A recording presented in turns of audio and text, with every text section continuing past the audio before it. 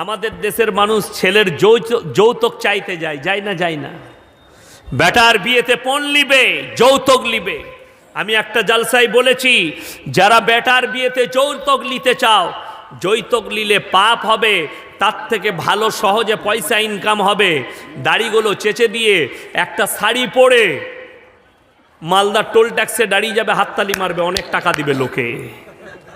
বুঝতে পেরেছেন না পারেননি? হিজড়ে তার থেকে অনেক ভালো কাজ। নিজেকে আপনি পাপী ভাবছেন। আজকে কষ্ট হয় আমাদের সমাজের দেখে, মেয়ের বাবাকে কষ্ট দেয়। মেয়ে যদি বাপের ঘর থেকে কিছু না আনতে পারে, শাশুড়িরা খুঁটা দেয়, কথা বলে, ভিখারির ঘরের বিটি কিছুই আনতে পারেনি, ওই সমস্ত শাশুড়িরা শুনে রেখে দাও। তোমরা কবরে যাওয়ার পরে বুঝতে পারবে সে ভিখারির বিটি না তুমি ভিখারির বিটি। নিজের সন্তানের জন্য কেউ পাপ করতে যাব না, জোরে বলুন ইনশাআল্লাহ। হালাল রুচি যেটুকু হবে, আমার সন্তানের তকদিরে যেটা আছে আমার সন্তান সেটা পাবে। যদি তকদিরে না লেখা থাকে তার পাবার কোনো আশা নাই। ঠিক বলছি না ভুল বলছি? যদি আর প্রমাণ নিতে চান, আপনাদের গ্রামে এখন এরকম লোক আছে 150 বিঘে জমির মালিক আছে? কেউ আছে 150 বিঘে জমির মালিক আপনাদের এখানে আছে কেউ? নাই। আমার বর্ধমানে চলুন, আমি দেখিয়ে দেব। বর্ধমান জেলায় 200 বিঘে জমির মালিক, 300 বিঘে জমির মালিক, এখনো পর্যন্ত 150 বিঘে জমির মালিক বর্ধমান ডিস্ট্রিক্টে আছে। আমার চোখে দেখতা আমাদের বর্ধমানে 200 বিঘে জমির মালিক, তাদের সব শেষ হয়ে গিয়ে তাদের ছেলেরা চায় কাপ ধুচ্ছে, তার নাম আল্লাহ। সব মিটিয়ে দিয়েছে আল্লাহ, চায়ের কাপ ধুচ্ছে, তার নাম আল্লাহ। আপনি যদি আপনার সন্তানকে 1 টাকাও না দিয়ে যান, তার তকদিরে যদি কোটি টাকার মালিক হওয়া লেখা থাকে, সে কোটি টাকার মালিক হবে সে। আর যদি 100 কোটি দিয়ে যান আর তার তকদিরে যদি ভিক্ষা করা লেখা থাকে, তাকে রোধ করতে পারবেন না, তাকে ভিক্ষা করেই খেতে হবে আমার আল্লাহ যদি তার তকদিরে লেখা থাকে। আমাদের দেশের মানুষের ওপরে দুঃখ কি জানেন? 1 লাখ টাকা বেতন পায়, 1 লাখ টাকা। আল্লাহর ওপরে এদের এতটুকু বিশ্বাস নাই। কত বেতন পাই বললাম? 1 লক্ষ টাকা বেতন পায়। সকালবেলায় উঠে বর্ধমান থেকে লোকাল ট্রেন ধরে কলকাতায় চাকরি করে, বাসে গিয়ে চাকরি করে, হাওড়া স্টেশনে নেমে চট বিছিয়ে বসে, ছিঁড়া চট বিছিয়েছে, অ্যাটার্চি খুলে আংটি বিক্রি করছে, আংটির পাথর বিক্রি করছে। এটা নিলে তোমার ভাগ্য ফিরে যাবে, এটা নিলে তোমার বেটা ছেলে হবে, এটা নিলে তোমার অমুক হবে। হাতটা দেখিয়েছে। শুনে রেখে দেন এই মুসলমান ভাইরা, কেউ যদি হাত দেখাও, কেউ কি কোনো গণককারকে সে বেঈমান হয়ে যাবে, তাকে কালমা পড়ে মুসলমান হতে হবে, লিখে দেন, কাগজ থাকে তা চ্যালেঞ্জ। তার ইমান নষ্ট হয়ে গেল, তাকে কালমা পড়ে মুসলমান হতে হবে। কেউ যদি গণককারকে হাত দেখান, অবাক। শুনেলেন খালি তথ্যটা, ছিঁড়া চট বেচিয়ে আংটির পাথর বিক্রি করছে, যে 1 লাখ টাকা বেতন পায়, সে হাত দেখিয়েছে। তোমার বিরাট গোলমাল, ভাগ্য গোলমাল যাচ্ছে, একটু গোলমাল আছে। বলে কি করতে হবে তাইলে? বলে এক কাজ করো, এই পাথরটা নিয়ে যাও, তোমার ভাগ্য ফিরে যাবে। কেউ একবারও বলতে পারে না ওই ভাগ্যর পাথরটা তোর গলায় বাঁধ, কাল থেকে মমতা খালার পাশে থাকবি। তুই কেন ছিঁড়া চটে বসে আছিস? বুঝতে পেরেছেন না পারেননি? যে ভাগ্যের পাথর দিচ্ছে সে ছিঁড়া চটে বসে। যেমন আমাদের দেশের মেয়েরা বাচ্চা না হলে ওরা মৌলবি খুঁজে বেড়ায়, কোন মৌলবির তাবিজে বেটা ছেলে হবে, তাই না? আমাদের দেশে আবার বীরভূম ডিস্ট্রিক্টে বেশি আছে। কিছু কিছু মৌলবি আছে বলে আমি তাবিজ দিলি বেটা ছেলে হবে, খোঁজ নিয়ে দেখুন সে হারাম করে একটাও বেটা নাই।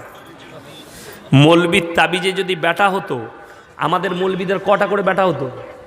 আমার 2টো বিটি, আমি তো 50টা বেটা নিতাম, দিয়ে পঞ্চায়েত দখল করে নিতাম। 50টা লাঠির জোর হলে পঞ্চায়েত আমার হবে না? হবে না? চালাতো দেখি। এমএলএ তো আমিই হতাম, জোর আমার হতো। খুব কষ্টের বিষয়। যেমন আমাদের দেশের লোক দোকানে তাবিজ টাঙায়, কার কাছে নিয়ে? মৌলবীর কাছ থেকে বরকতের তাবিজ। যদি আমার তাবিজে তোমার দোকানে বরকত হয়, বড় লোক আমি হব না তুমি আগে হবে? সব দোকানগুলো তো আমার হতো বর্ধমান জেলায়। মদ তাবিজ আর রাইস মিল টেনেলে। যেমন কিছু যুবক যুবতী ছেলে মেয়ে আছে জানেন, যদি প্রেমেতে ব্যর্থতা পায় তখন এরা মৌলবীকে খুঁজে। আমি বীরভূমের সাঁইথিয়া বলে এক জায়গায় জলসা করেছিলাম। সকালবেলায় মাদ্রাসার ক্লাসে বসে আছে, আর ফোন করেছে, আপনি ইয়াসিন সাহেব বলছেন? আমি বলো কি ব্যাপার? বললে আমার বিরাট গোলমাল, কাজটা করে দিলে যা টাকা লাগবে আপনাকে দেবো। কি হয়েছে বলো? বলে আমি একটা মেয়েকে প্রেম করতাম, ভালোবাসতাম, এখন কিন্তু আমাকে ভালোবাসে না, তাবিজ করে এনে দিতে হবে। আমি বলি কিসে পড়িস বল? বলে বিয়ে 3rd ইয়ার। আমি বললাম তোর পড়াশোনা হয়নি, আবার 1 থেকে ভর্তি হ। বলে কেন? আমি বললাম বুকা, যদি তাবিজে মেয়ে পাওয়া যেত, আমরা মলবিরা নায়িকাগুলোকে বিয়ে করতাম। কে কত জানি না, আমি আগে করে নিতাম, তারপরে যা হতো হতো। আপনাদের বুদ্ধি নাই। তাবিজে মেয়ে পাওয়া গেলে আমরা মলবিরা সুন্দরীগুলো নিতাম, আপনাদের লেগে কালো খাঁদাগুলো ফেলে রাখতাম, মাত তাবিজ আর টেনেলে একটা করে। বুঝতে পারছেন না? 99টা লোক সমাজকে ধোকা দিচ্ছে, আর আমাদের সমাজের লোক ধোকায় পড়ে। যেমন উদাহরণ, আপনার এই গ্রামের একটা লোক সবজি বেচতে যায় ভালুকা রোডে। সকালবেলায় ভোরের বেলায় সবজি বেচতে গেছে, আলু 10 টাকা কেজি, পটল 5 টাকা, পালং শাক 5 টাকা। বাজার একদম খারাপ, বেগুন 10 টাকা। বাজার খারাপ গেছে, ঘরে মন মিজাজ খারাপ করে এসছে। ঘরে ঢুকা মাত্র বউ বলছে কই গো 10 টাকা 100 টাকা দাও। চুপ কর, খেবি রোজ জ্বলিয়ে দিলি তোরা টাকা টাকা করে। ই তখন মনে মনে খালা ভাবছে এ তো আমার ওপরে একদম চটে গেছে। সকালবেলায় মৌলবীর কাছে হাজির। কি হয়েছে? বলে আমার স্বামী একদম আমাকে ভালোবাসে না, দেখতে পারে না, তাবিজ দাও। আবার অনেক মৌলবি আছে লাল মোরগে তাবিজ লেখে, বলে লাল টকটকে মোরগ নিয়ে এসো, এনেছে, তাবিজ লিখেছে, বলছে এটা খালুর বালিশে ভরে দেবে। ই ভরে দিয়েছে নিয়ে গিয়ে বালিশে। তারপরের দিন ভালুকা রোডে গেছে ভোরের বেলায়, পটল 70 টাকায়, আলু 50 টাকা, পালং শাক 80 টাকা, বেগুন 95 টাকা, পগট একদম ভর্তি। বাড়িতে এসে বলছে খেপিয়ালে 500 টাকা রাখ, খরচা করবি। ই মনে মনে ভাবছে তাবিজ দারুণ কাজে লেগেছে। এইগুলো হচ্ছে মায়েদের ফ্যার। বুঝতে পেরেছেন না পারেননি? এই ফ্যারেতে আমার মায়েরা বেশি পড়ে। আমি যখন বর্ধমান টাউনে খাগড়াগড় কাণ্ড শুনেলেন, হয়েছিল না হয়নি? খাগড়াগড়ে বোমবাস্ট, খাগড়াগড় কাণ্ড। ওইখানে একটা মাদ্রাসা আছে ওই পাড়ায়। আমি ওই মাদ্রাসায় 4 বছর শিক্ষক ছিলাম। ক বছর বললাম? 4 বছর। একই কামরায় থাকতাম। আমার এক বন্ধু ছিল কারি সাহেব, সে এইসব তাবিজ ফাবিজ ঘর বন্ধ করতো। আমি বলি কী সব করছিস ফালতু ফালতু? বললে এইসব তুই বুঝবি না। আমি বললাম যে নতুন নতুন ফারেক হয়েছে, আমি অত বুঝিও না। কি বুঝলেন? আব্বা বলেলো কিতাব ফিতাব পড়াবে, ওইসব ধ্যান দিই না। তো আমি ওইসব ধ্যানও দিতাম না। সে একজনের বাড়ি বন্ধ করেছে বর্ধমান টাউনে। তার ছাদেতে বলছে জেন লাপাচ্ছে। জিন্নাত জানেন তো? জিন্নাত, জিন এবং ইনসান, জেন লাপাচ্ছে। রাতের বেলায় ছুটে বেড়াচ্ছে জিন্নাত। সে ওকে কল করেছে, গেইছে, ঘর বন্ধ করেছে, ভাঁড় পুঁতেছে ঘরের চারিদিকে। কি বুঝলেন? ভাঁড় পুঁতে দিয়েছে। 22,000 টাকা নিয়েছে। 22 টাকা খরচ লয়, 22,000। নতুন মোটরসাইকেল বার করে নিয়ে চলে এসছে, মাদ্রাসায় হাজির। 3 দিন পরে রাতের বেলায় 12টার সময় তারা ফোন করেছে, হুজুর উঠুন। কি হয়েছে? বলে আবার মাল লাপাচ্ছে, এখনো যায়নি। আমাকে উঠেছে, তাড়াতাড়ি ওঠ। আমরা কি হলো এত রাত্রে, কি হয়েছে? কি বলে একবার আমার সঙ্গে চল ভাই, ঘর বন্ধ করে এলাম, এখনো মাল লাপাচ্ছে বলছে। আমরা কি ফের হলো দেখ। এই রাতের বেলায় জেনের কাজ। চল যাই। তার মোটরসাইকেলে চাপলাম। আমি বলে গাড়িটা কোথায় কিনলি? বললো ওই টাকাতেই কিনেছি। আমি বলে এটাও আবার জেনের টাকা, কি গোলমাল হয় দেখ। রাস্তায় গেলাম, তার বাড়িতে গিয়ে জিজ্ঞেস করলাম, হে আমার ভাইরা, তোমার বাড়িতে কোনো কোরআন শরীফ আছে কি না? আমি দেখছি সূরা ইয়াসিন। তা জিন্নাতকে তারাবার শুনেলেন, জিন্নাত যদি কারোর উপরে ভর হয় কিচ্ছু করতে হবে না, সূরা ইয়াসিনের 10 আয়াত পড়বেন, সূরা জিনের 10 আয়াত পড়ে খালি কানে ফুম মেরে দেন, পালিয়ে যাবে। বুঝতে পেরেছেন না পারেননি? তো আমি কোরআন শরীফ আছে নাকি দেখি। তারপরে দেখছি সত্যিকারই ছাদেতে মনে হচ্ছে যেন কে ছুটে বেড়াচ্ছে। অনেকগুলো ছেলে ছুটে বেড়াচ্ছে মনে হচ্ছে। নিচেই দপ দপ দপ দপ আওয়াজ উঠছে। আমি একে বললাম তুই দাঁড়া, আমি দেখে আসি ওপরে কি চলছে। আমাকে বললে যাস না, কাচাড়ে দিবে জেনে। বলে অত সোজা লয়, আমারও 80 কেজি ওজন আছে, পারবে না। ওপরে গিয়ে দেখছি আল্লাহ, জিন্নাত পাবেন কোথায়? কি আছে? গেচো ইঁদুর ছুটে বেড়াচ্ছে, আর তার পেছনে বিড়াল ছুটে বেড়াচ্ছে। গেচো ইঁদুরগুলো কোথা থেকে আসছে? সজনে ডাঁটা জানেন আপনারা? সজনা ডাঁটা, সজনা ডাঁটা জানেন তো? সেই গাছের ডাল একটা ছাদে লেগে আছে, ফুলগুলো পড়ছে, আর জোসনার আলোতে তারা ছুটে ছুটে সেগুলো কুড়িয়ে ইঁদুরে খাচ্ছে, আর ইঁদুরগুলোকে বিড়ালে খেদারে বেড়াচ্ছে, আর এরা নিচে মনে করছে জেল্লা পাচ্ছে। আমি যেমনি নিচেই এলাম। আচ্ছা, আপনাদের যারা দাঁড়িয়ে আছেন অসুবিধা হলে আপনারা এগিয়ে এসে ফাঁকে বসে যান, কিংবা আপনারা একটু জমে যান। আমার ভাইয়েরা শুনে রেখে দেন। তো তারপরে নিচে এলাম, সে দাঁড়িয়ে আছে, আমাকে বললে কি দেখলি বল। আমি বললাম আমি যা দেখেছি বলে দিলে তোর পিঠের চাম চলে যাবে। বলে কি দেখেছিস? আমি ওপরে বিড়াল ছুটে বেড়াচ্ছে। চুপ কর, বলি না।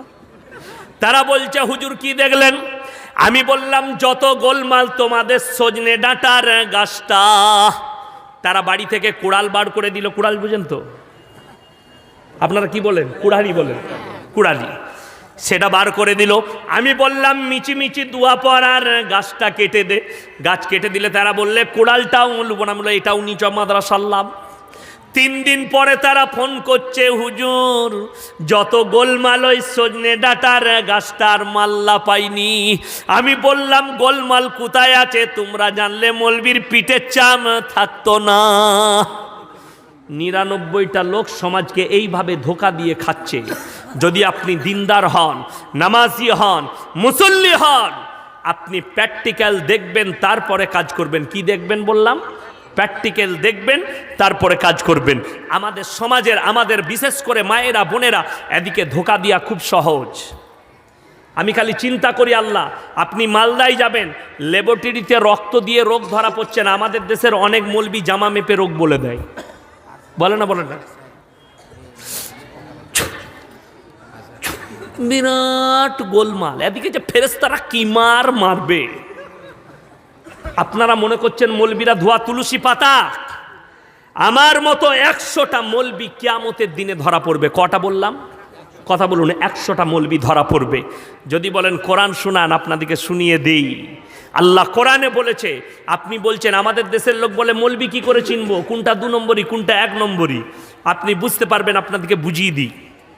আমার আল্লাহ রাব্বুল আলামিন কোরআনে বললেন সূরা বাকারা, ইন্নাল্লাযীনা ইয়াকতুমুনা মা আনজালাল্লাহু মিনাল কিতাব ওয়া ইয়াশতারুনা বিহি সামানান কলিলা উলাইকা মা ইয়াকুলুনা ফি বুতুনিহিম ইল্লান নার ওয়া লা ইউকাল্লিমুহুমুল্লাহু ইয়াওমাল কিয়ামাতি ওয়া লা ইউযাক্কিহিম ওয়া লাহুম আযাবুন আলীম।